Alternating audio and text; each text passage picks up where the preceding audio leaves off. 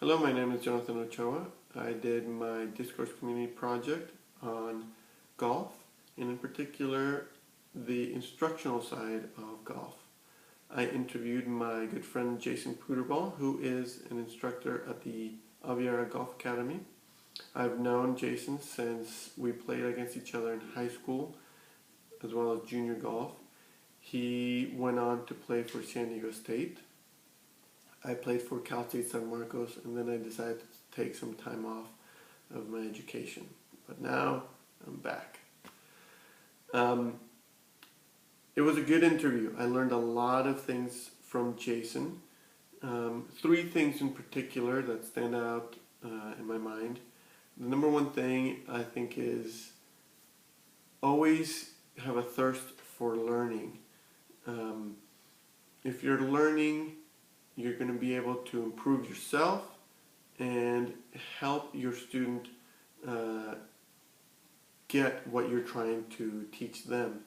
Whether it's a certain position to be on the golf swing, or to relax, or just different verbal cues that you can use to teach him or her about the game. The second thing that I actually agree with is that if you're going to look for an instructor, make sure that they are good players, because a good player will have experienced things that you are experiencing at the moment. Golf is a very frustrating game. And if you find an instructor that has had a lot of experience on and off the golf course with different instructors, different scenarios, competition, and different things like that, that teacher will be able to communicate with you different ways for you to understand that thing that you're trying to learn. So make sure you find an instructor that's a good player. Just because you know a little bit about the game doesn't mean you can teach it. And that's where a lot of bad habits come from. For instance, keeping your head down, bad. Left arm straight, bad. You just have to throw that in there. The third thing, and one of my favorite things about the golf community itself, is that we always try to help each other. I asked them if there's any sort of problems you've ever had when you're teaching. And yeah, we all encounter problems in whatever we're doing. But when he has other instructors that can help him. So in one particular case, he couldn't get the student to do a certain move. And later on, he discussed it with one of his fellow instructors, and the next time they got together with that student, he was able to communicate, and it actually went a lot better.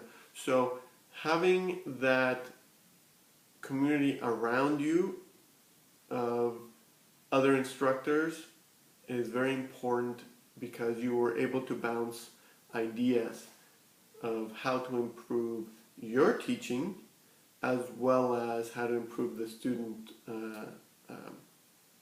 game. That leads me to a couple other things within the community. The golf community communicates through a couple of different ways.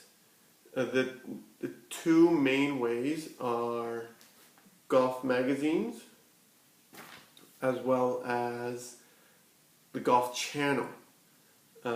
Within these media sources, you will find topics such as, tour information, who's playing, who's number one, different bios and stuff like that, as well as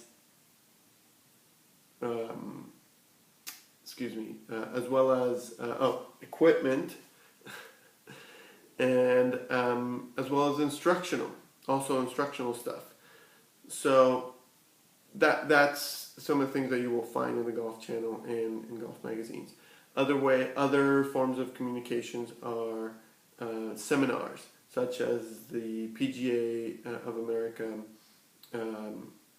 yearly seminar. They usually get together in Florida as well as in Las Vegas, depending, you know.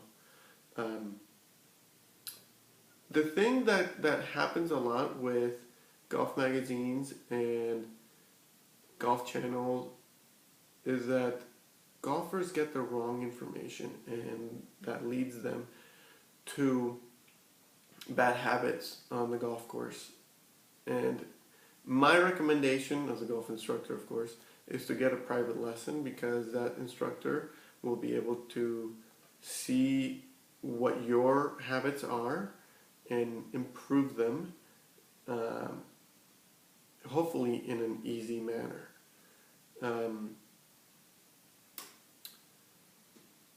But anyway, I hope you enjoyed my website and my video.